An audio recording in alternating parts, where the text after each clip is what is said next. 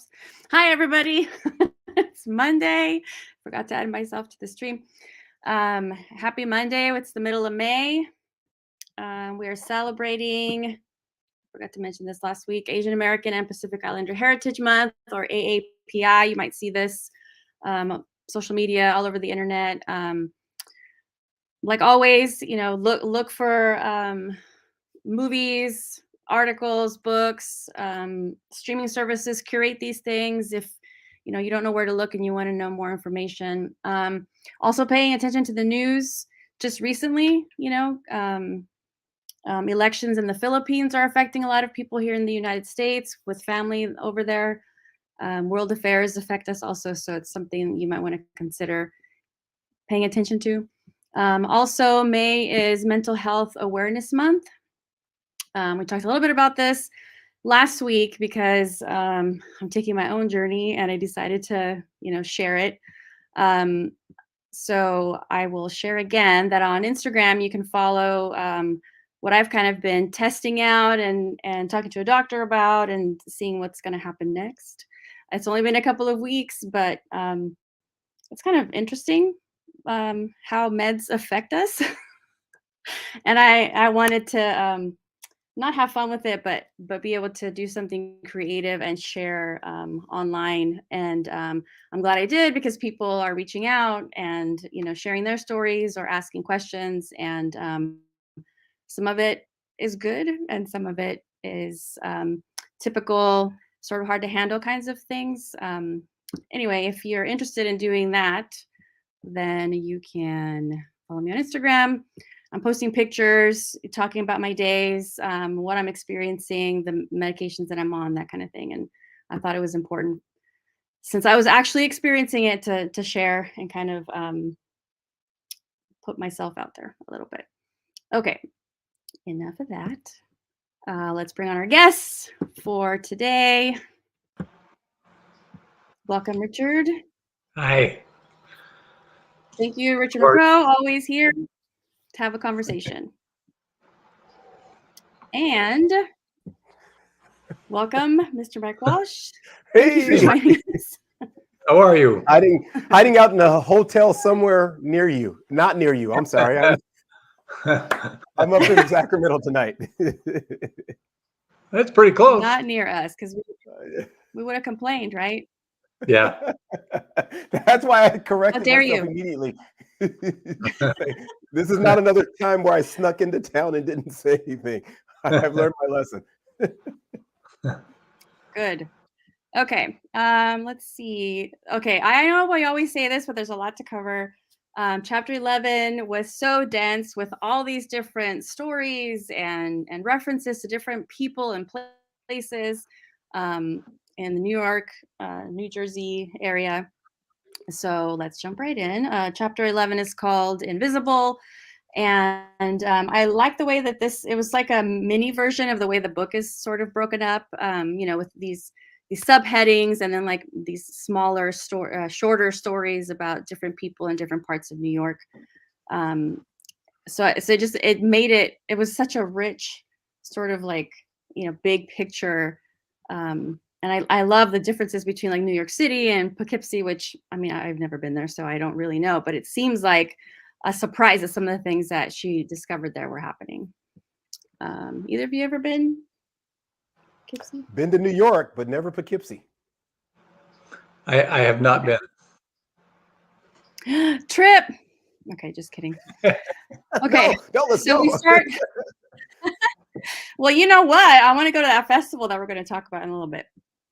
Okay, so she starts this chapter off by sort of explaining, her love for going to, I think, university. When she moved there and kind of like ventured out on her own and was discovering the city, and then realized that I'm putting the wrong buttons. Okay. After a while, things are changing and maybe you don't notice. So she was thinking, when was the last time I really looked around me? How many times was I looking down at my phone instead of up at people's faces? And maybe this wasn't necessarily true. I mean, I don't know how old she is, but I guess phones may have been around when she was in college. They weren't when I was in college. So this idea is, I mean, this is us now, right? This is every day.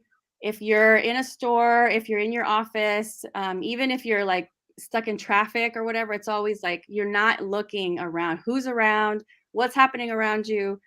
So I thought this was interesting that in a place like New York, where she felt like I'm going to be seen because people see each other. There's so many people. We're always going to be looking and seeing, all these interesting things that she said that she experienced when she was there with her mom. And then realizing that you just get caught up and you don't even see, you don't see like the people in front of you. But especially now with this technology. Happens all the time. I know.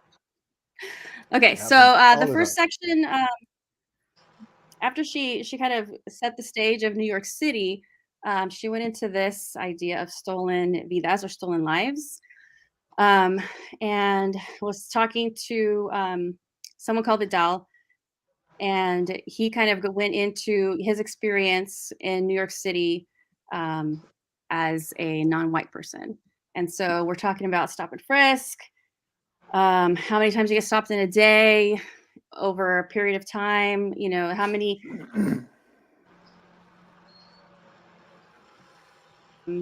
just because I mean, it's just because. And people have had this conversation so many times. We've heard about stop and frisk. This I was a little the gang book. Had you guys heard about this? No, but I have a few friends that are in law enforcement, and one friend of mine used to work for the California Youth Authority, and I understood that didn't shock me as much as I just thought, okay, that's another piece of the story that Everett never really told me about. It was interesting because I brought Everett to a all-night lockdown where we've got all the kids. We're not, and this isn't the lockdown he was accustomed to. This was all the high school kids and middle school kids are showing up, and we're at the arcade, and we're going to lock them in for the night, and we're going to play games all night long. It took him 3 hours or so before he finally relaxed and went. And he said to me again, he goes, "It's taken me 3 hours now to unwind and realize these kids are here just to have some fun. And I have to stop seeing them like I see all the other kids that I work with at the California Youth Authority." And so in my mind, I can kind of make sense of this concept that they'd have a gang book because they see it so much. Well, the mind becomes designed to see everyone in that way. And so I get why they would start to have a book. Yeah, the whole notion. So everything you've talked about so far, it's hitting home because when I think about the notion of being invisible, I know oftentimes I drive around and or like you said, driving or walking or wherever I'm at, and I'm locked in. Like where my phone tells me I'm supposed to be headed, or what am I looking at? How am I supposed to get there? And I know that when I'm at home, I will stop sometimes, or like my summers are at Berkeley. And what I love about Berkeley is I have moments where I literally do that thing of just stop and notice the people who are walking. I will just go out and grab a cup of coffee and sit. So everything that this part of the chapter, I've had a lot of interesting reactions to the whole chapter. But as you're talking about, the stop and frisk, I remember hearing all those stories. I used to think, when they stop, I'm like one or two people, what's the big deal?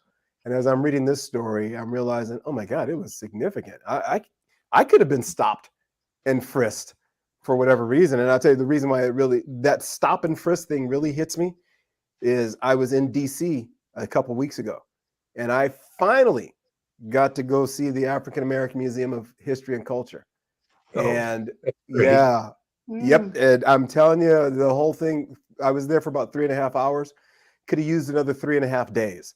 And the part that really hit me, and it connects back to the stop and frisk and the gang book and everything that we're talking about right now, is that as I'm going through my last half an hour or so in the museum, I went and saw the Emmett Till casket. They have his actual casket there in the room. And that was, it was sobering. And I'd heard enough of the story and talked about it in the past with middle school students. And then I walked up to the next floor, and we were supposed to all meet the group that I was there with on an advocacy trip. We were all supposed to meet at like 3 o'clock or whatever, 3:30. And there was still 20 minutes. And I don't want to just go wait up there and stand around for 20 minutes. Hey, what's that exhibit over there? So I went through there, and about 5 minutes in, I came on a case, the display case that had Emmett Till's, or not Emmett Till, Trayvon Martin's clothing, and the hoodie that he was wearing that had the bullet holes circled, and his bag of Skittles, can of Arizona iced tea, his cell phone, his Jordans. And I'm looking at all this and thinking, wow, history repeats itself from Emmett Till to Trayvon Martin. Mhm. And that notion, this thing that if you see a young Black kid, you must think of him as a danger to society, makes this make sense to me. I can explain it. I don't like it at all, not one single bit, but I can explain it. And that when I saw the hoodie and everything on there, everything about that, I just went, that absolutely could have been one of my kids or one of my grandkids. Absolutely. There was nothing that I saw that didn't make me think my grandkids have clothes like that.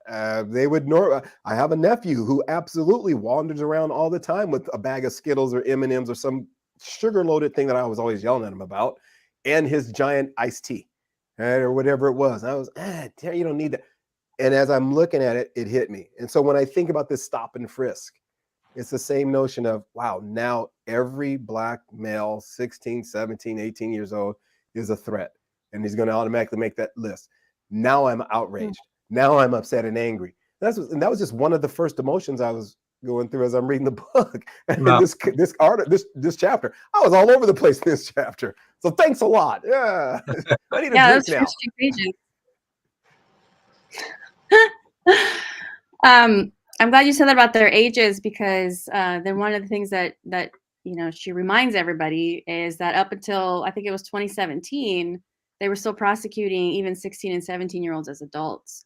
So there's that idea that you're already seeing them as a threat before they've even committed any crimes. But then once they're indicted and gone through a trial and they're prosecuted, you're treating them as adults. So it's like perpetuating that mass incarceration. And so Vidal, the person that she was talking to in that first part of the chapter, I'm going to pull up this statistic here. So 1 out of 6 Latino men will likely spend time in jail at some point in their lives. And I have family members who were in and out of prison. And then I know other people whose family members have been in and out of prison. So this statistic rings true for our family. But we don't talk about this. So she brings up, this idea that criminal justice has never been seen as a Latino issue. I think that we talk about like Black and brown people, or the majority of the incarcerated are men of color, but I don't think that because there's no identifying like census or whatever box has to be filled in and whatever information when you're going through the system, there's no way to be identified in that way. So I guess maybe we just don't think about it, or it's not recorded, or whatever. So I wanted to pull up this quote that he was talking about, because he was, I think 3 separate times ended up going to prison, starting when he was about 16 years old. And then I think 19 years old was the last time that he was there, or he was incarcerated. And so he talks about being traumatized and not knowing how to return to society. We talk a lot about, what it takes for, the previously incarcerated to make their way back into society. And we don't do anything. In a lot of ways, we don't do anything to help support that. But I wanted to give you an opportunity, because we haven't talked about this specifically in a while. What part of this was sort of standing out for you? That's why I said this is so many reasons why this chapter hit me. My own school board or county office here in Butte County, we have a couple different programs that we specifically work with parolees. The recidivism rate is about 10%. We have figured out that it's not just about getting folks a job. It is really about all these other skills that they need to have those jobs, to manage conflict, and a lot of the other things that he talked about it in the book as he was describing all, not being prepared and traumatized. And then suddenly every time he goes to try and find a job, oh, let's look at your record. Oh, sorry, you don't qualify. And we have been tackling that. And so I look at it and I go, oh my God, this makes so much sense. But if you had asked me this 2 years ago, nah, I wouldn't have had anywhere near the connection. And so to listen to our folks who are doing this work, and we're getting people jobs and everything else. Folks ask us all the time, why'd you do it? Well, because those are the parents of the kids who are already in our school system. So why don't we do something for these parents and who have been taken out and they've lived the life like Vidal had talked about? And that's, I don't know, maybe help them with some of these skill sets, help them with their, whatever it is they need to connect. And that's our bottom line is whatever these folks need, period. Let's make it happen for them. And that's not the normal conversation, the story. It's more like what he has. Here's your suit that you wore when you came in. Here's whatever your clothing you had. And here's $20 or whatever they give them for cab fare. And then it's good luck to you. And that is just setting somebody up for failure. Right. And so, I just look at that and think that's criminal in itself. We're going to strip everything from you, hit you with enormous court fees that you must now pay off. And we're not going to give you a meaningful work in prison where that would actually maybe help you pay it off. We're going to give you minuscule work where you get pennies on the day. And then we're going to say, go out and get a job now. Well, wait a minute. No one's giving me a job because it says felon on my record. How am I supposed to do this? And so we're thrilled. We're look, I'm going to pat myself on the back because of what the work around me is being done, not because of anything I've done, but our staff, they're doing amazing work, and they're answering that question, that concern. And this recidivism rate is down around 10%. That's, we've got amazing success. And it's not that these folks are finding $100,000 a year jobs. They're just finding jobs that give them some form of dignity, hope, and a feeling like they're contributing to their family. That's what, and I would imagine if you were to sit down with Vidal, that would be exactly what he would talk about, is how to get a job where people feel like they're contributing back to it and they've got a chance. So as I said, again, I could talk for a couple hours on this chapter alone, but I'm going to try and stop because I want Richard to have two or three sentences tonight instead of the normal half a sentence when I'm on. I do want to get 2 sentences. I get 2 sentences. Thank you. I wanted to, then my first sentence is talking about the being traumatized.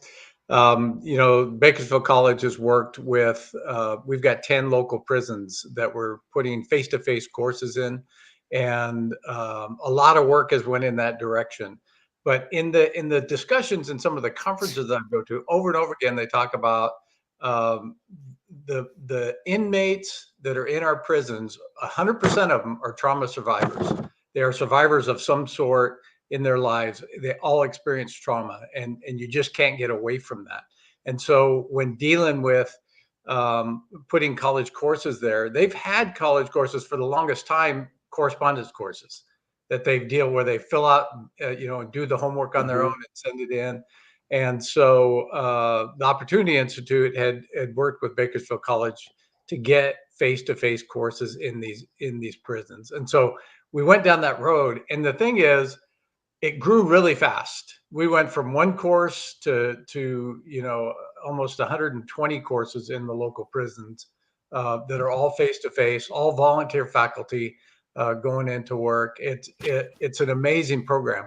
But when COVID hit, we had to back off, and we went to correspondence. And right. You would be amazed at the fight because everybody saw the correspondence work. We had more faculty that wanted to join in because they didn't have to go in. And so now we're fighting. Now, as a dean, I'm not over that program anymore, but we've got another dean. But the fight to say the importance of face-to-face, because all the students, when an instructor goes inside and meets with them and talks with them like a regular college professor, that humanizes their existence, and they so much appreciate that they're there, that I think that it starts that cycle that Letty was referring about when they get out and get a college course. And it's the same thing. The recidivism rate drops down for all those students that get their degree down to near zero. They don't come back.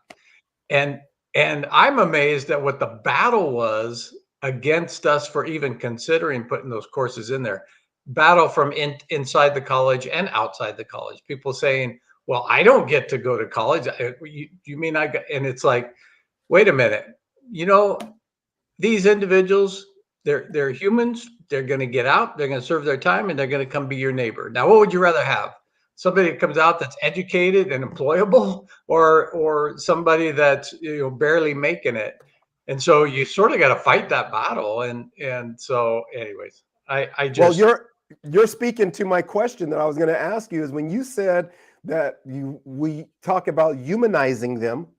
I always think to this thing, like what you're describing right now is like, wait a minute, these are people who are coming out, and I got it. They suffer through whatever their trauma. And now, by the way, have you figured out an answer when people look at you and say, well, it's not my fault they screwed up, or they were in trauma in their childhood, and boohoo, and you poor crying, what is that, bleeding heart? Anyway, when they start to all those things about that's their problem. I went through all these troubles.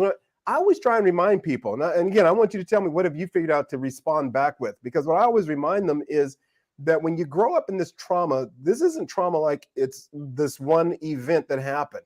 The folks who went through the campfire in Paradise up near me, that was a one-time thing, unless some of them, unfortunately, moved into areas where they got traumatized again and had to move because of another wildfire. So when we had the wildfire, someone explained it to me a long time ago that if we're built to manage trauma. If it comes at you, hits you one time, you see the bear, your body goes into fight, flight, or freeze, and whatever goes on. But if the trauma, the bear comes home every day at 5 o'clock and is alcoholic, drunk, whatever's going on, and now that's trauma that child is being raised in, we're not designed for that. So I always look at them like, okay, great, I get it. That was their childhood. So how about, do you mind if I do something with them now to help fix all the trauma that they went through? So, because ultimately, if you're really saying you don't want everyone on the system, well, why are you so upset that I'm going to give them something you didn't have? Oh, no, by the way, you had it when you were a kid. You had support from 50 other people. You went to church. Congratulations. Hopefully you went to church where the entire church took care of you. If they saw you out messing around on the farm someplace where pastor so-and-so or sister such and such saw you and pulled you aside, hopefully that was the way the church took care of you. But if you're one of these folks who've grown up in the trauma like Vidal and everybody else, they don't know how else to survive. So why people get upset when we're trying to give them a skill that they took advantage of growing up, but these kids didn't? That has always mystified me. So what are you telling people when they start up with you about, well, that's not my problem that they grew up in those things. They could have done differently. I made different choices. And they lecture you about stuff they don't know. Usually I don't answer it. To be honest with you. Yeah. I'm going to kind of veer off a little, or not veer off, add a little maybe. For me, it's this, because I do respond. It's more like, so part of the argument is that, bootstraps bullshit, and, we all have the same opportunities and that kind of crap. But it's also people who say, I suffered and I survived. And it's like, why the fuck are you insisting that kids have to suffer?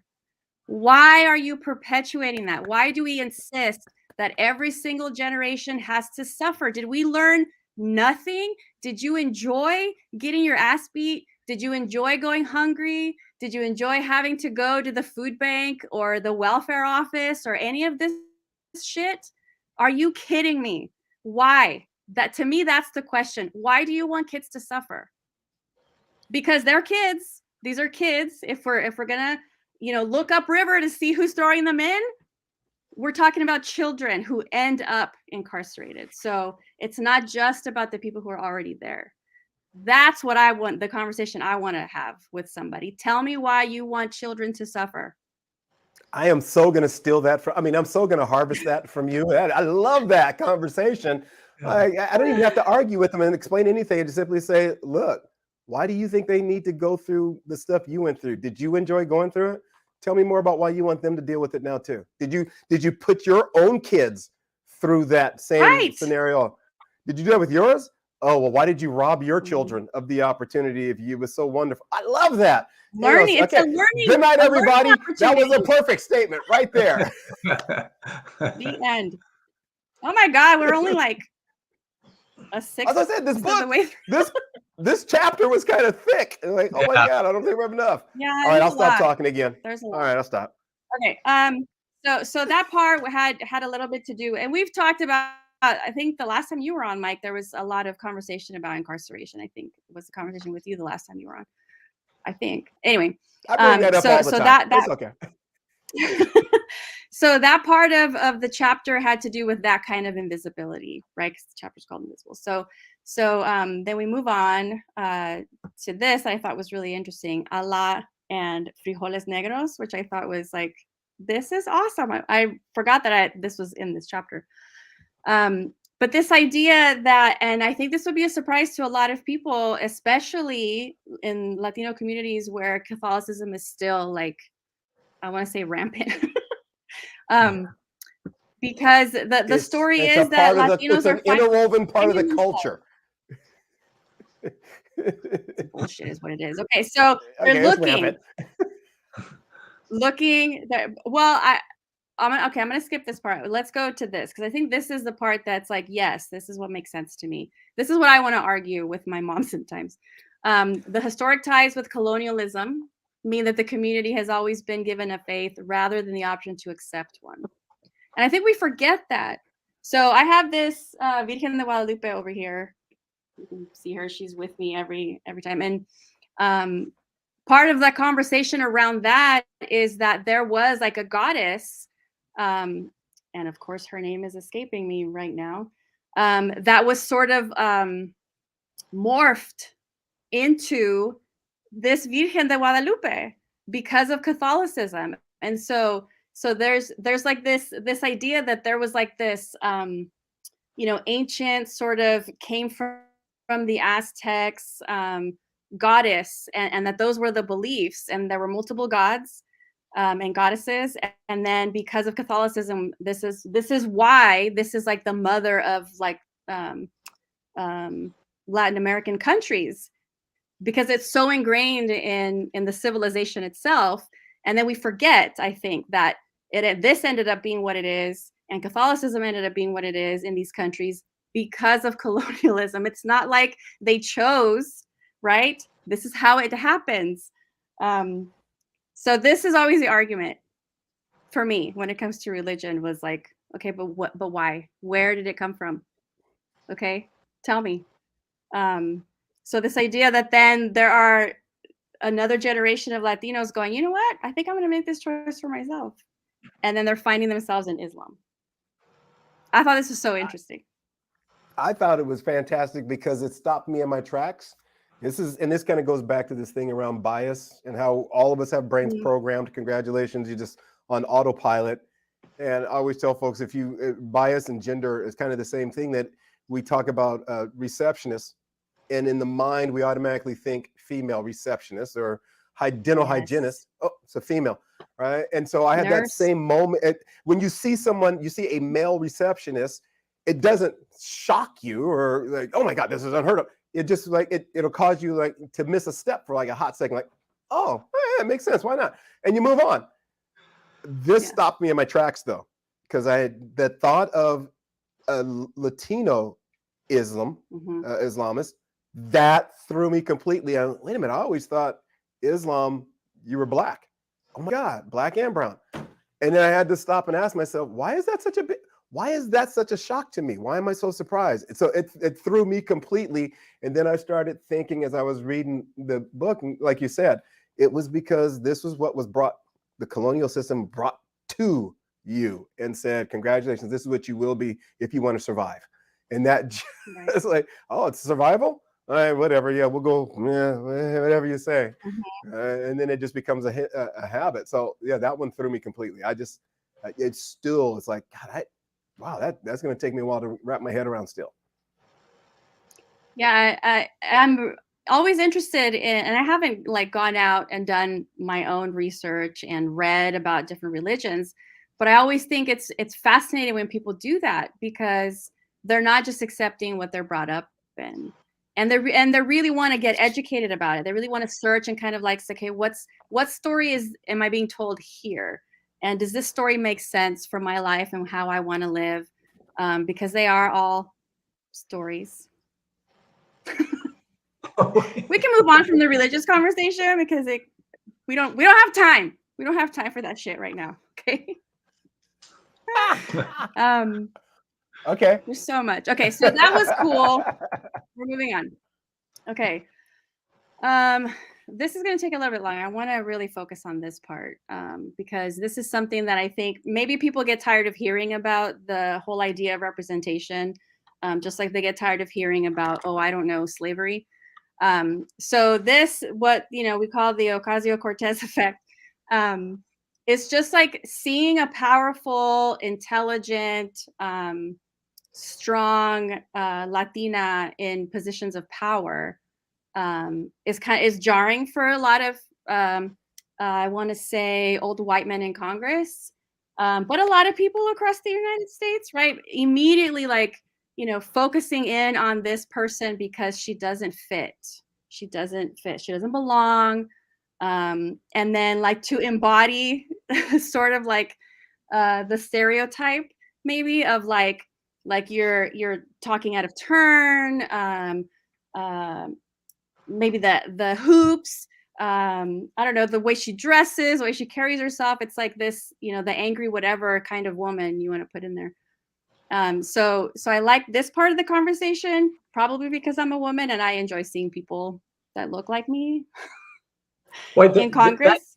That too, What was and that too, and I think that a lot of those old white men that you were talking about couldn't wait to jump on and start pointing out all these different what they thought were faults, like her dancing in high school. I don't know if you remember that video.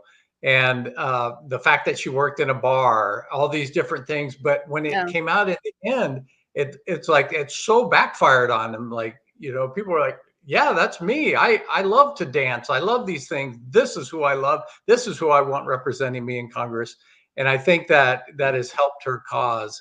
And I just admire the heck out of her. I just think that she's so smart and gifted and such a leader that we could use a lot more of Ocasio-Cortez is in Congress, just because that she's amazing and speaks out for the right things. I don't always necessarily have to agree with her, but I'm always impressed by the things that she brings up in a conversation and gets us all going. You and I are okay, close before you start on talking that about one, how Richard. articulate she is. What do you think? She's incredibly We were getting articulate. close. We were She's getting incredibly so close. articulate I feel like I had to cut you off. for a young cut you Latina. off. She's incredibly articulate. So let me save you, Richard. Let me save you. So you and I are in agreement on a couple things. I think the fact that I have this belief, and I've talked to a lot of people about this before, that if you're going to change the world, then you're going to have to bring in the voice of the people who need change the most. Okay, so if you're talking about the Latino community, and this is so difficult. There's so many political conversations right now. I'm going to go with the extreme. Having men tell women what to do about their bodies. It's just not a really good. I just can't figure it out. I'm going to turn. I'm going to ask, no matter what's going on with women, how does that work for you? Because I don't want to make the decision in your case. I barely know what to do for me as a guy and my kids and everything. A woman, I got none. I had no daughters. I have a couple of granddaughters, and when they showed up, I was scared as hell. Like, oh my God, I had a brother, and then I had sons, and I had nephews. There were no nieces, and all of a sudden, here comes a granddaughter. Like, oh my God, what do I do? So I think for men to make decisions for women, bad mistake. For the wealthy to make decisions about what's best for the poor, please, you have no experience. You don't remember what it's like to be poor. Stop it. You're never going to solve the problem because you don't understand them. So you're trying to force things that aren't realistic. You don't understand the resources that they're missing. So when I think about Ocasio-Cortez, when I think about her in a position, I disagree with a lot of things that she wants to do. And I love the fact, like you, Richard, I love the fact that she's in there bringing those conversations up and challenging the world to think about them.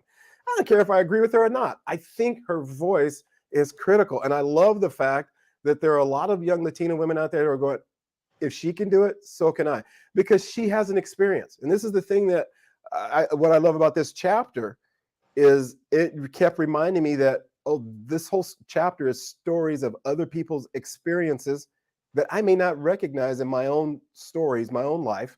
I need to listen because there's something there that I can understand, and I can be a better human being as a result. I don't feel guilty. I don't feel like they're victims. I feel like, oh, that's some pretty crappy ass shit they went through.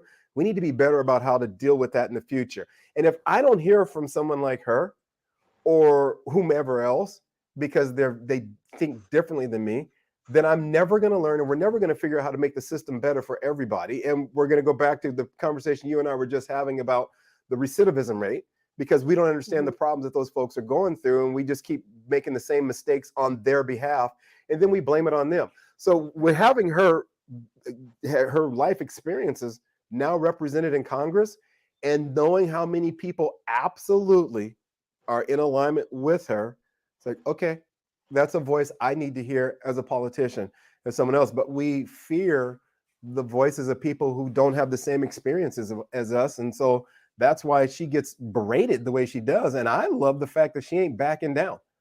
Right. So that's why I say I don't agree with her nearly as much as you do, but I absolutely positively will champion the fact that she should be there. She has earned, she's done exactly what I haven't done. All right, I have the option to go run for Congress. I haven't done it. So why would I disparage her for having done exactly what I know that she had to do? When I was in DC, I had a conversation with my congressman and joked with him about, the fundraising. I'm not into it. I can't get there. I'm not ready to do the fundraising. So I'm not coming out here to take your job. Your job is safe. Right? But here she was, man, all the things that she had working against her, and she still stepped into that arena. Oh, I know the arena she stepped into. My hat's off to her. I will defend and fight for her right to be there. I would love to sit down with her and go, hey, tell me more. Nah, I don't think that's going to work. Have you thought about that? I could sit and have a conversation with her and enjoy an adult beverage or two, and I'd be fine. I think that it's probably because I'm not fearful of other minorities. I'm not, and because I've gone through my life, I'm over it. I'm no longer impressed by the brilliance of a lot of the people who are hanging out in the swamp. Hey, there's some folks I look at, I'm like, dude, I don't know how you got here. You don't belong. Well, But her, she belongs. I'm gonna call it back to caste, right? Because when we say, why aren't there more voices? It's like, because the system is working the way it was designed to work. And so that's why it's so hard for people to get into these positions. And not even like Congress. We're talking about even just like locally in positions of some kind of community leadership. And they always have to be activists, or they're labeled a little bit differently in those community positions because of that. So I mean, everything we talk about goes back to caste. Okay. I think but you're absolutely correct. It's all caste. Okay. So she mentioned Carmen Perez of Gathering for Justice when they were talking about the Women's March. Parkland student Emma Gonzalez, activist Monica Ramirez, and then Alexandria Ocasio-Cortez. Hundreds of thousands of Latinas are not able to see themselves in these sort of positions that maybe, we didn't think that, probably because of the households that we grow up in, Catholic households a lot of times, the communities, because sometimes we don't want to be seen. And when we are seen, we want to be seen as exceptional. So we can't be loudmouths. We can't cause a ruckus. So then to see like successful people making change in different kinds of ways, not just, whatever stereotypical description is being used to describe us, we can see that, okay, there's room for me in that to support these causes. And then this part, and I'm going to just like say this really quickly because I don't want to cry, but for many first generation Latinos, our wins are our parents' wins. I mean, my dad talks about all the time, Like, if you guys are successful, if you can take care of yourselves, then they won. And so this is like the immigrant story, right? This is like, you come to America, you want to be more successful. And it's also like, I think what we were talking about, people who want kids to suffer, like they're missing the point of this, right? Because aren't we supposed to be helping like the next generation like be more successful and not have as much trauma, be better off somehow? I Where are the I wins? Like, what's missing? I think you are the. I have a sweatshirt that says "My ancestors' wildest dreams," and I think you are that epitome as well. So, and I'm trying to do gentle Dude, because I too don't want to cry. All right, so because my box of Kleenex is way over. I don't even. My box is too far I don't across have the any. hotel room, and but I always look at that, and I think so. For me, I think there's no way in the world my ancestors, because we know there's a plantation in Tennessee that my cousins and I are going to find at some point. We know the plantation. We just haven't done the pilgrimage and gone to see it. But I can Ah, tell you, I know that there's not a single time that any of my ancestors were under that whip and thought to themselves, oh, this is okay, because I know one day I'm going to have a grandson who's in charge of education. When we can't right. even read, we're not even allowed to learn. That's okay. I've got a son. One day we'll have a grandchild who will be in charge of the state of California and the voice of the K-12 system. Right. Hit me again, Massa. Right. And so I think about you and your family. So the folks who are out doing that labor, the whatever, the menial labor that we would allow, they're still in our jobs. Yeah, the job you don't want to do. Shut up. All right. But they're doing that work. And the notion that at any time, any of them would ever think to themselves, yes, but one day my granddaughter will be a United States congressperson or on the school board or running the bank or fill in the blank, whatever it is. That notion is like, it's hard to think that way when you're out picking in the fields before sunrise through sunset and in some of those situations. So I think, yeah, you and I are our ancestors' wildest dreams, and I don't take that lightly. It's important to me that I can't let them down. That's a huge load. So I'm with you on that one. Like, Yeah, I have that sticker on my laptop, and I gave a sticker like that to my son, and he put it on his computer. So we have that conversation. Actually, I have an extra one so you can see. I have this. Love it. And it happens to have the Virgen on because I had to get a sticker for my mom. Yeah, so that wildest dream idea, I mean, that it's like reminding people that this is why we exist right now, right? That people before us were working hard so that other people could exist later. Yeah, and working in ways that, no one would. I won't volunteer my kids to go through the things that my grandparents went through. And I'm not even talking about my grandparents that were enslaved. I'm just saying my grandparents and the things they went through in the 50s, in the 30s. 3 generations every 100 years is basically what the math is supposed to be. So if we just look at my grandfather, me, and then my kids, never mind my grandkids, right? It's like, God, the things that my grandparents went through, I would never want my kids to go through that.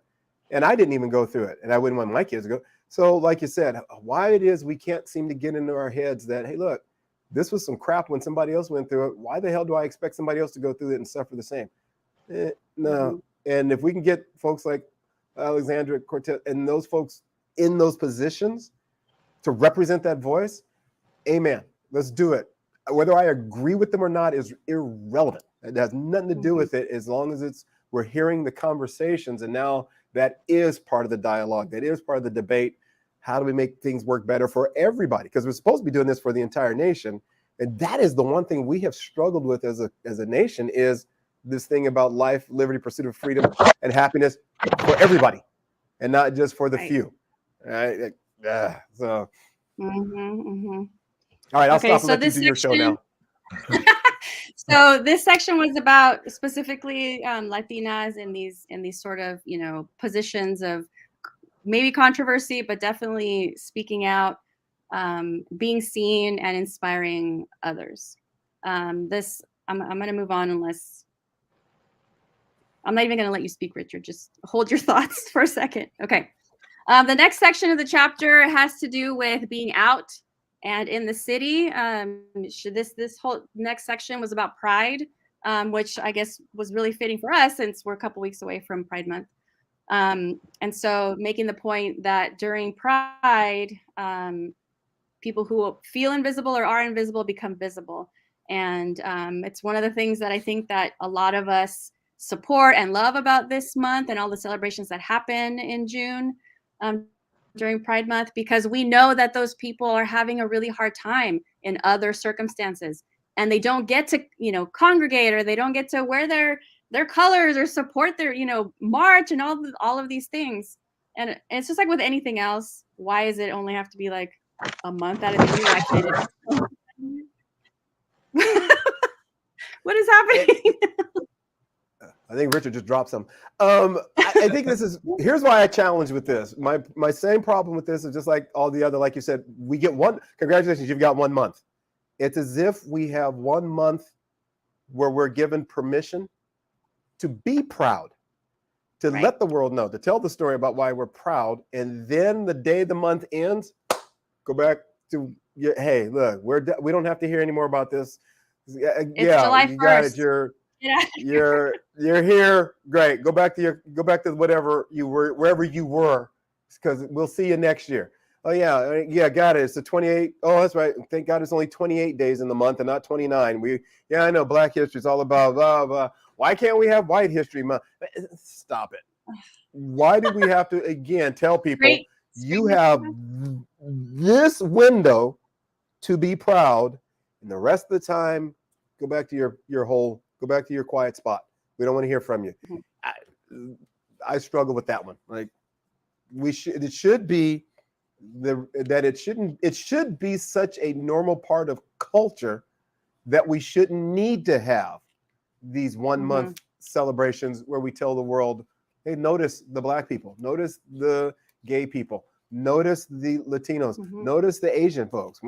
We shouldn't have to do that. We should be doing it all the time. But we have problems with our history books as it is now in talking about history and my experience. We want to fight about those things. No, this is part of my experience. Not a big deal. Just recognize it. So yeah, I again, another part of the chapter that left me thinking deeply. I'm going to yield my next 2 minutes of comment to the gentleman over there in the corner. Thank you. Thank you. All right, I recognize Richard McCrow. You have 2 minutes. Yeah, well, now I lost my train of thought. Now the pressure's on. No, I agree. I agree with what you're saying, Mike. I agree that it's a shame that we have to have these special moments to try and recognize. But to me, it's right now, it's the only time that we can really sometimes get a part of the history, start to understand a part of the history. Even for, gay pride, trying to understand what does it mean, and getting that into our vernacular as we start to grow as humans. And I just really believe that these days are critical, but I also concur. Why do we have to have them? Because a lot of us are fighting, and then as we start to fight, you start to hear things about replacement theories and all these other crappy, and you're like, what the hell? Why? Because we have special days, because we're trying to get more people elected that sort of represent our population. Anyways, and then we obviously know the results of that kind of crap is death and yeah. Well, what you're saying actually illustrates the next point that I'm going to bring up, because we don't have these conversations about how dangerous it is to be, for example, a trans woman, just to exist, just like someone of color existing, walking, jogging, driving, breathing, grocery shopping, whatever it is. So this idea that that these things are dangerous. It's dangerous to exist in these bodies, right? And it's the only body that exists for them, that, you know, that they have to do what they need to do to survive and not feel like they have to be someone that they're not, that they don't have to hide. And so this is part of the reason, because we can't have these conversations. We can't even have the conversation. I would say that it's also going to go back to what you said earlier, Richard, about dehumanizing. My granddaughter and I were, first time I saw it happen, I was by myself in the truck. The second time, my granddaughter was in the truck with me. She's a freshman in high school. We were coming off the same exact off-ramp in my little bitty town that I live in, little bitty old Orville, right? And I pull off the first time, and there's a homeless person who's sitting on the side of the highway. He's not hurting anyone. Vehicle in front of me, they throw their fountain drink at him. And I pull up next, like, did they just throw something at you? He goes, yeah, what happened? He said, I don't know. They just, and he's wiping the whatever off of him. And I hooked the corner, and I didn't know whether I should stay with him and comfort him or go catch the folks who just threw the drink. And so I got there, the light turned and they were gone through it. I couldn't get. Now, a couple months later, I'm coming down the hill and same exact off ramp. And I look over to the other side and I see another drink go flying. And my granddaughter's with me. And she goes, Papa, what happened? And I said, hang on, sweetie. And I race over there real quick because the truck that was involved takes off. Did they just throw a drink at you? He said, no, I threw my drink at them. And I'm like, what? A homeless person throwing a drink at them? And he said, yeah, they just shot at me with a BB gun. And I was like, holy shit. Holy crap. I'm like, this is bullshit. So I grabbed the phone and I said, you good? He goes, yeah, I'm fine. I said, got it. Boom. I took off and I caught up to them as I'm driving down the road. Now I see another person who's pushing a cart, homeless guy on the side of the road, and I'm catching up to them. So I see what's going on. This guy, I see him do all the flinching, and I roll up to him as fast as I can. You okay? He says, yeah, they just shot at me. I said, got it. I'm on it. And now I'm on the phone talking to 911, and my granddaughter's outraged. Papa, what is going on? Sweetie, this is ridiculous. And it was the same thought rolling through my head that we have just dehumanized homeless, the same way we talk about trans, the same way we talk about anyone who doesn't fit into the cisgender, whatever, male, female, whatever box. And so the interesting part for me, the police came and they got on them pretty quickly. They pulled into the gas station and went in. And it was the folks in the car looked like they were in their 20s, maybe. There were 4 or 5 of them in a pickup truck. It was so stereotypical. It was so out of central casting. Big pickup truck and Caucasian individuals, right? And 5 of them looked like they're in their 20s, like they were going in to grab another 6-pack or whatever. And then here come the police officers. And I went over and said, hey, and the way down there, like, you must be Mike. I'm Mike. Where are they? Right there. And now here come 3 or 4 vehicles. Just as they pulled out, police went right behind them and pulled them over and had the conversation with them. I didn't check to see how that ended, but just for me, the notion of we spend so much time dehumanizing. That's everybody that's in this chapter.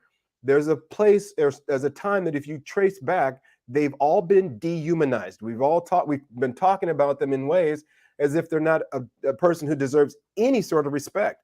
And so when you look at the things that, as they were talking about, the stuff they go through, that it's almost safer to be invisible, but then that's not living your life.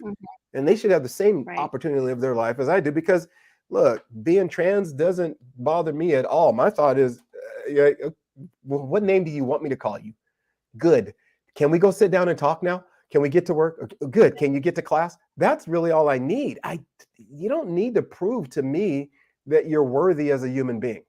And we've got some kind of weird thing where, and I don't know how much of it is just because we're becoming more and more confused and angry with each other and radicalized, where now I'm now nervous about where do I go? Like, am I next? And to just wander into a restaurant or to church, Walmart. Like we said, we were talking last time about when we were on this conversation, we were talking about Texas, the El Paso, Texas shooting. And it's like, here we go, right? Every time where those folks, whoever those are, fill in the blank, they become the reason why the rest of us good folk don't have something. And there's a lot of different variations of that argument. right? And it's like, now even in Texas, Governor Abbott is considering, now their abortion conversation is a biggie. He's considering that he wants to fight back against the Supreme Court law that says if you're a child in my neighborhood, I got to educate you. I don't care where you come from. You're here, I'm going to educate. He wants to push back on that and say, no, it should not be for illegal immigrants. It's only for United States citizens that we must educate you. Like, that just makes no sense whatsoever. Look, if you're a kid, period, we don't care where you come from. We should want you to be educated, because some of you are going to come from another country to do work here. We need you educated to come do the work here, just like we need those of you that are here to be educated. So this notion of scarcity makes no sense to me. Well, in a caste system, it makes perfect sense. No, I mean, if you want to be intellectual about this. Okay, I'm gonna pull up. Sure. It's gonna keep coming up. I think this is fitting for everything that happened over the weekend also. But this idea, you just want to be able to walk down the street and not have anyone offend you or be offensive to someone. I read, something online about, what does real freedom mean as a human being is to be able to go into a grocery store and buy milk for my kids and not have to worry about being shot. Right? I want to be able to walk down the street as a trans person, as a gay person, and not feel like every single thing, every step I take is offensive to somebody. Like, what the fuck do you care? Why does it bother you so much? Right? Avert your eyes. I'm a homeless guy walking down the street with my shopping basket cart, my shopping cart. Why does that offend someone so much that they have to go out and just shoot at them with a BB gun as if they don't exist, as they don't matter? That is someone's child, period. That is somehow, that is someone's child. I don't care how old they are. Someone's child, someone's relative, someone's connection to. Why would you even think that it's okay to do that? And I know that people are doing the same thing. So when folks are talking about the trans folks, God, that has to be the most dangerous thing on the planet, because now you're offending so many and you don't even know why. You haven't done anything to them personally, but it impacts them somehow. And so now they want to call you out, take you out back, beat you up, cause damage. Why?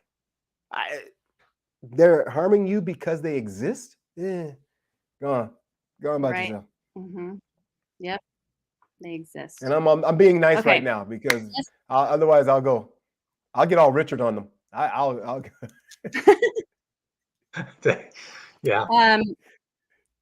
Okay, we're gonna move into Poughkeepsie and talk about Oaxaca a little bit. So this section was called Little Oaxaca and Princess Denai, because the J sounds like an H. So if you know what Oaxaca is, it's one of the southernmost states in Mexico. If you don't know, look at a map. And we keep talking about Poughkeepsie because this is what they were talking about. Poughkeepsie is somehow Little Oaxaca, and it's like, how did this happen? So just a little bit of information I got from the book. I didn't even research this. Oaxaca is one of Mexico's most ethnically diverse regions. I thought this was so interesting. I had students, and they were third graders who came from Oaxaca, and the parents they don't speak Spanish. They were speaking an indigenous language. So there are 16 tribes in the state, including the Zapotec and Mixtec people. So this is like, I wanted to include this because I feel like we have to remind people and remember that when we're talking about a country like Mexico or any other Latin American country, but specifically this in Oaxaca, we are still talking about indigenous people in parts of like very rural or mountainous regions that are far away from, maybe were never colonized, right? So they're still speaking the indigenous languages. They're not Catholic. There's none of that happened. So these tribes still have their own languages and dialects, their own traditions. And I don't think that we think about that. The idea that there are still, and because of what in America, we made real fucking sure that indigenous tribes did not have access to like their original resources and places and land. So So it's like a strange thing to think that in this state in Mexico that there are 16 different tribes existing with their own like languages and culture and things like that. So I wanted to make sure to add this, which makes it even more interesting why there's Little Oaxaca in Poughkeepsie, New York. I just think I want to go. I want to go during their festival time. And I wanted to remind people, or if you don't know, that Oaxaca is where mole comes from, where mezcal comes from, and tlayudas, which I didn't know what these were. I had to look these up. And I want to show a picture. I know it's already 8 o'clock, but I'm just going to show this real quick because I've had this, and it was called something else. But I wanted to show this picture because they look delicious. Okay, so it's like this. It's like a fried or toasted, almost like a tortilla. They kind of remind me of sopes or tostadas because you put stuff on top of them. And what I ate was like a version of this that actually had 2 layers and it was kind of like a sandwich. Oh my God, it was so good. So I wanted to make sure like to share this. So if you ever see somewhere, if you will go into a restaurant, it doesn't seem, you're like, this is Mexican food, but it's like a little different. This is probably why.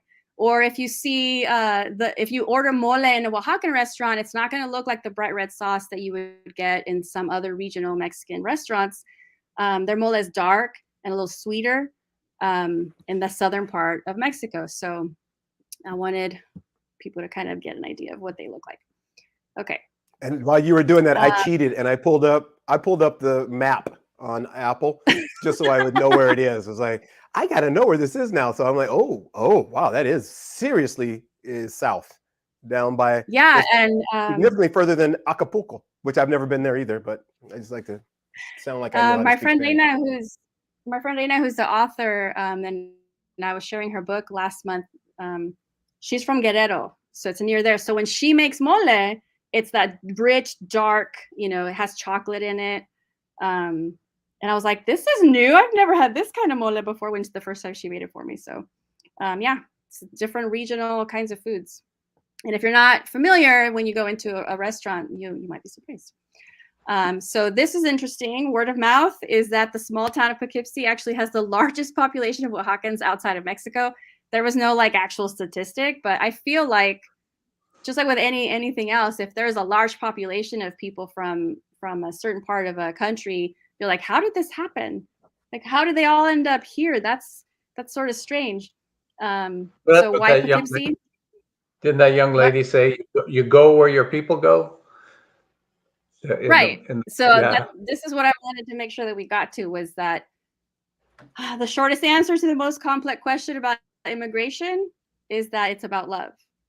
People go where their people are. I mean, so much of our family and people from my mom's village or part of Mexico in Michoacan, they're here in Delano. It's like all of Michoacan moved to Delano. I'm sure there are other places like that in the US where there's like a big grouping of people from different kinds of different parts of the country. But that's what it is in Delano. It was like everybody was related. It was like a joke, right? Everyone's related. But then you realize that they were like cousins and second cousins of the big group of people that lived in the same area in Michoacan, and they all came here looking for work, looking to start families, that kind of thing. So it's about love.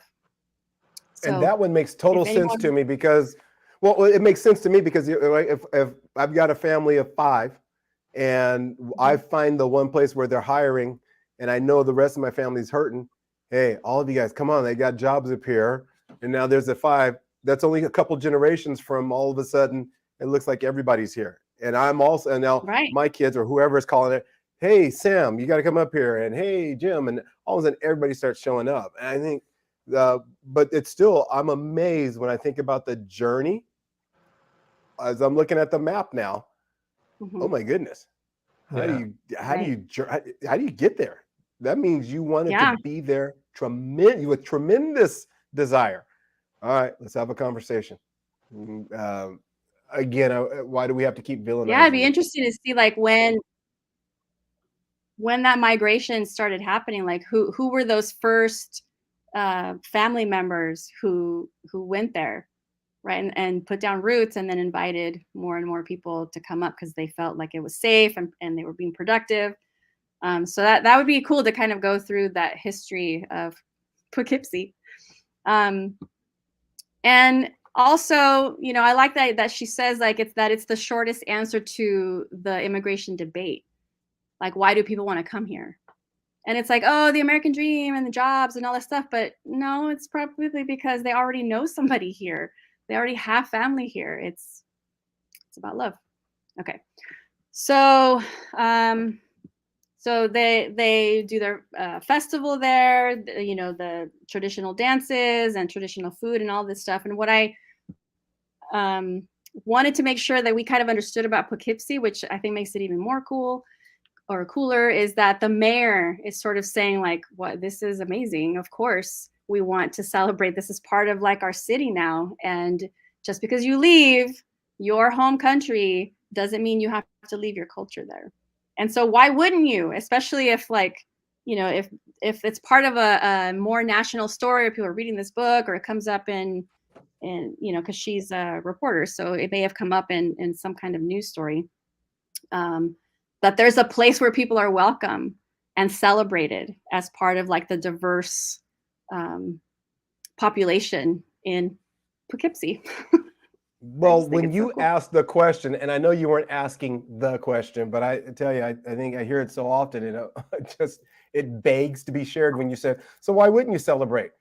Well, my answer, because this is America. And here in America, we only celebrate American things, except for May 5th, where all of a sudden everybody has Yeah, Cinco de Mexican Mayo, I was heritage. gonna Yeah. say, Oh, yeah, we're all about it then, right?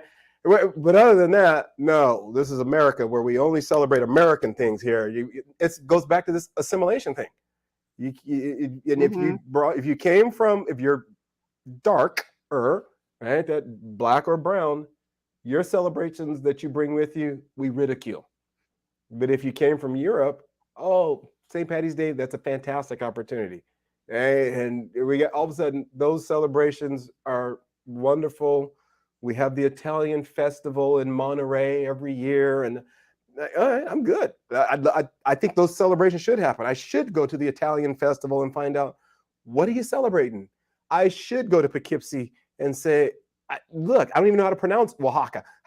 What's going on down there? What's celebrating? I want to know. I'm the guy that's always curious about those things, but I'm kind of weird because I'm curious enough to just go celebrate and try it out. My Hmong family that lived next door to me when my kids were in kindergarten, they invited me over for Christmas dinner. And I remember going, and so many different people going, how was the dog? And I'm like, look, the food, I didn't know what the heck it was, but I guarantee you it tasted pretty damn good. And I made the joke about all the women in the kitchen and all the men seated around the table, and my wife didn't think that part was funny. She enjoyed the rest of the conversation, but she was looking at me like, well, if you see that, you think that's going to happen again, you might want to go back next door and talk to Corey. Okay. It never happened in my house, but it was still fun. I mean, it's like, let's just go try it out. There's some cool stuff I have discovered just out of curiosity. And lo and behold, no one tried to convince me or convert me to become Mexican or Hmong. Nothing happened. I had some good food. I laughed and I went back to home and did the stupid stuff I was already doing.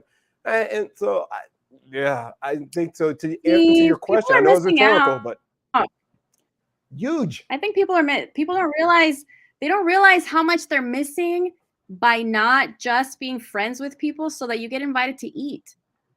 Like, I mean, I know a lot of our conversations end up talking about food, but oh my God, you're missing out. Food is a hobby. God's sake. Food is a hobby of mine. I'm okay with talking about food. I'll eat. Yeah, it's like, you're missing out, man. Okay. So you talked about assimilation in this next section. We're going to speed through this. It's called Miss Rizos, and Rizos means curls. And I actually looked this up. I think I saw like an ad on Instagram or something, and I was looking at, because of the curly hair, it's so hard to find stuff that you really like. This person, her name is Carolina Contreras, I think is her last name. and I checked out the website, but I'm not going to show it to you right now. But this is sort of like this journey that some people have to go through sometimes. I know that my mom had a hard time with my hair when growing up. My hair got pulled back and straightened and ponytails and braided and like get that crap under control kind of a thing. And it's like, I don't know if whoever hears this, if that word greñuda means, like messy hair. And I was called that a lot. I'm like, I can't help it if my hair is going to do whatever the hell it is. Like, I'm 5. Come on. Like, I have no control over what my hair does. So when the color of your skin can make you a moving target, the curls have to be hidden from the eye of the beholder. It just like adds another thing. And I think everyone has kind of heard, the Crown Act and like accepting people's natural hair. But I know that in the Black community or Afro-Latinas also, relaxing your hair, right? And it's just easier, like in quotes, easier. But how is it easier if you're like destroying your scalp and going through the pain and all the time that it takes? And then you're passing that along. And she talks about doing that to her sisters and being like, why am I putting them through this? Why am I putting them through this? Why am I putting myself through this? Finally, in college, realizing. But we know that in school, maybe there's less attention paid to you, negative attention paid to you. There's an easier time finding jobs and navigating reality. You don't know how many times I heard, even me with like these looser curls, like you should straighten your hair, or like your hair is crazy, like you have crazy curls. And it's like, quit looking at my hair. What the fuck do you care? Really? Again, why do you care? Times where women who like normally would straighten their hair, they show up to work with like curly hair and people are like, oh my God, whoa, crazy hair day. Like, shut the fuck up. Sorry, this is my section. You guys don't worry about your hair. This is all me. I was just gonna say, I know the struggle, and actually I don't really. Right? Well, no, you know more of the struggle than I do, because for me, in the Black community, it was about having nappy hair. And so we got the conversation. It was like nappy. And I remember my wife, the first time she started dealing with it, she's white. All of a sudden we've got kids with nappy hair and the curls and everything else. And she's, thankfully, she was brilliant and willing to learn and humble, and went to her hairdresser and said, Betty, what do I do for him? And Betty was like, oh, got it. Let me help you, walk you through the curls and everything else. My wife knows more about the hair care than I do. And well, for obvious reasons, maybe, but I'm just saying, and I do this on purpose. Richard, stop looking at me like that. It's easier. So but for me, I got tired of being the, what I want to say, the curiosity, the oddity. Can I touch your hair? What the hell you want to touch my hair for? Well, touch somebody else's hair. Right? Now, if it was I had a couple small kids who were surprised, and one little kid, probably 3 or 4, said, Mom, is he made of chocolate? I got zero problem with a 3 or 4-year-old being curious like that. For somebody who's in high school or an adult to talk about the oddity and the hair and everything else, nah, I had no time for that. That's just stupidity. But for a 3-year-old, my own grandson, gigantic curly hair. He's half Canadian. I always tease. It's his Canadian that's got all that crazy hair going on. He's got the wild big curls. And my wife has taught our daughter-in-law, oh, I got it for you. Here's how you tame his hair. Get in, leave his curls. Don't worry about that. And we tease him because he's got Einstein hair. All right, there'll be some days he just doesn't care, and it's just all over the place. It's like, baby Einstein. All right, attaboy, you go for it. And he's just running and playing. But there's an education thing that comes with it. And what I love is when people see it and they don't make an issue of it. I love that we're starting to get over the curly hair and everything else, but I'm still jaw dropped to hear that other people have told you to straighten it out, to flatten it. And It's like, wow, it's one thing for me to want to do something like that but it's another for someone to tell me that I need to do that. Like, huh? Why do I need to do that? And but who I think makes now the that I'm rules? old, who makes the rules about what's professional? right? Yeah. See, And and now that so, I'm at that age, I'm now starting to question a lot of the stuff that I just took for granted. And then when I heard her talk about the violence and the things that she did to her sisters, I had to stop and think about that again. Like, oh my God, how many times have we perpetuated stuff like that? yeah. I've relaxed my hair before. I've done that back when I had hair. I may or may not have had a little bit of an afro going on. I'm just saying there may have been a picture or two of a lot of hair, and there are none with the Jerry curl. That doesn't mean the Jerry curl didn't exist. It just means there's no Yeah, I want to see picture pics. proof. There's no picture proof. Those have all been destroyed, and there is no time capsule where those exist. Okay, but for me, Oh I my still think God. about all the things that I went through. And I do remember at one point in time thinking to myself, I wish I had hair like Richard, like the comb, you can wave, whatever. I remember thinking to myself, I wish I had hair like a white kid. Because that was when we moved from LA to Northern Cal, that's when suddenly I realized I had different hair than everyone else. And that was when I used to think, well, God, I wish I had hair like him or hair like over there. That'd be cool. So I can understand how people suddenly became that way. And now all of a sudden it's again about this assimilation and the things that we would go through to look like everybody else. Like, So now I'm a little uneasy about, God, I hope I didn't perpetuate that onto other people as though that was the normal thing to do. But I'm sure I did. We definitely did. And We definitely did.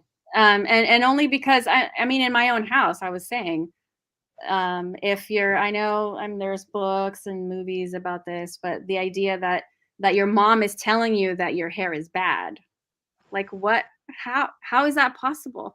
So there's always like this weird opposing, it's like accepting yourself and we're, God's image and all of this, and then it's like, yeah, but I don't mean your hair.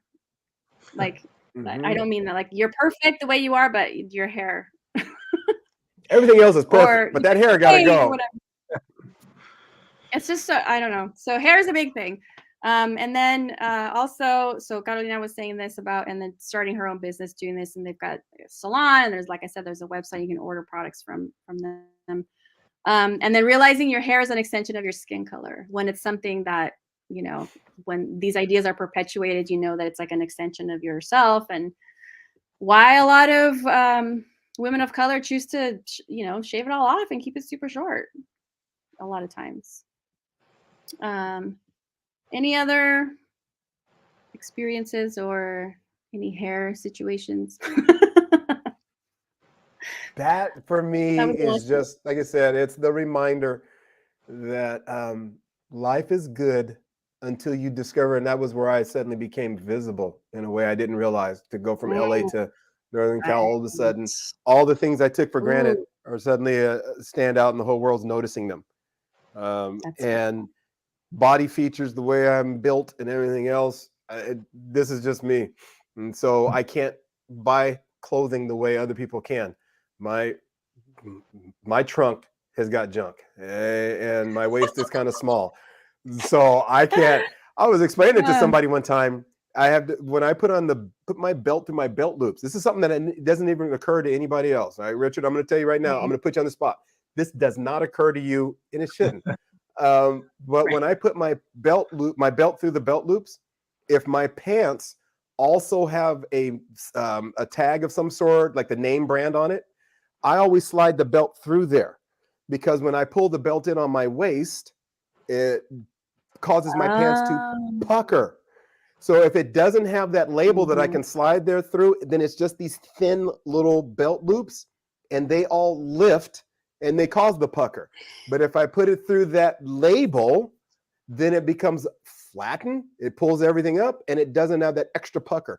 That's why I always wear pleated pants. I had someone argue with me one time, pleated pants are out of style. You should go with flat front. And I'm like, no, I don't look right in flat front. I have too much ass and not a whole lot of waist. So I put on flat.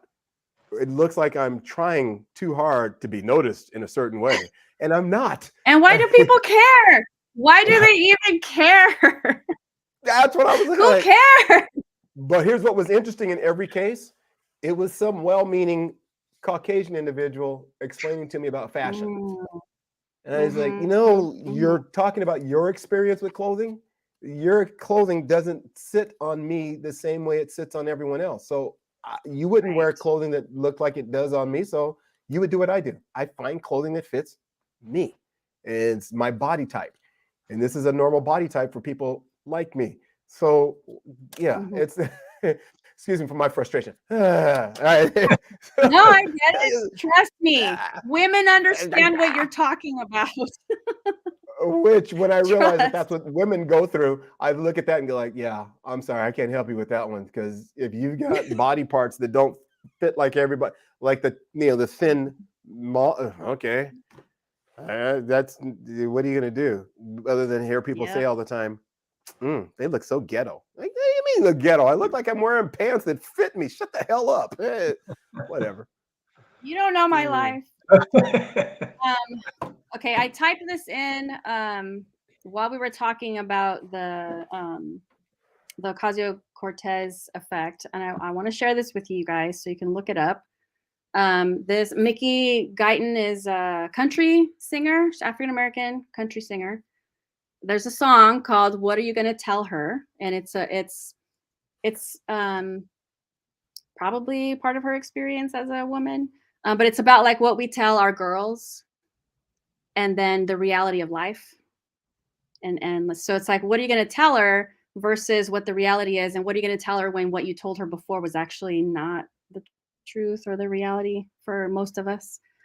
So I remembered this while we were talking about different Latinas in power. So please look that up. She's amazing. And the song will make you cry. So be prepared for that, especially if you have, like you're saying, granddaughters. So if you have daughters or granddaughters, it should just in general, because you're a human being, but specifically because you are raising girls, and we all say things to girls that we know is not fucking true in so many ways.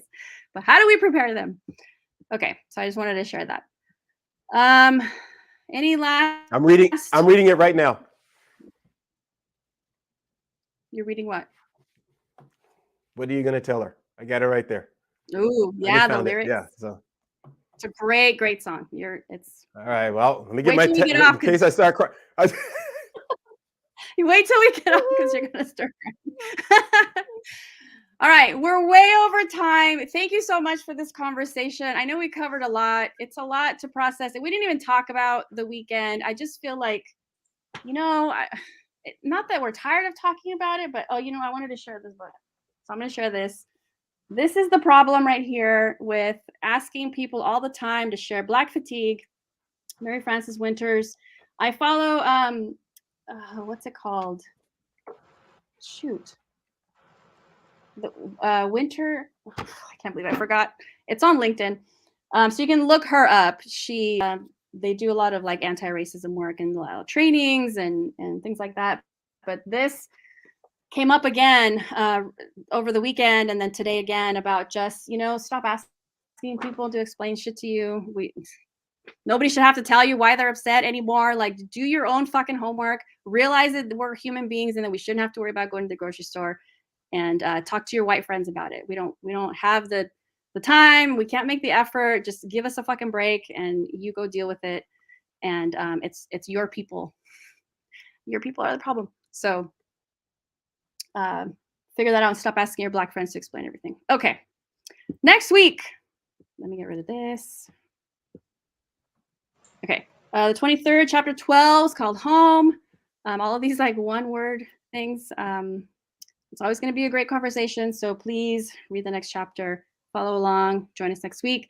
Mike, thank you so much for joining us. I know it's late. You're probably working really hard, and I appreciate you staying up late for us.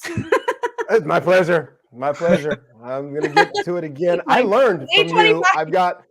Now I have a book. I just downloaded Black Fatigue. Right? I downloaded that, and I've got the story or the song that I have to read the lyrics to, so I can cry again. You're gonna sleep so good tonight. I'm gonna sleep like all traumatized. Okay, thank you so much. We will see you next week. Always a pleasure. See you guys. Everybody. Thank you. Bye.